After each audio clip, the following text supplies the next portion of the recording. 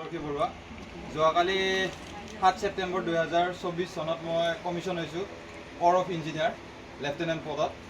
আৰু মোৰ এটাচমেণ্ট হৈছে 19 মাহৰ 1.5 বছৰৰ কাৰণে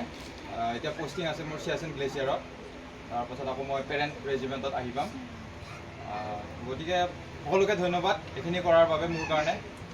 মই ভবা নাছিলোঁ আপোনালোকে এইখিনি সাজু কৰিছে বুলি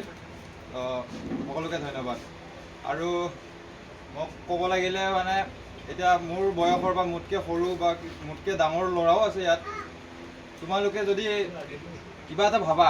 যে মই এইটো কৰিম বুলি তো এবাৰ ভাবিবা যে মই কৰিম তাৰপাছত সেইটোৰ কাৰণে ডেইলি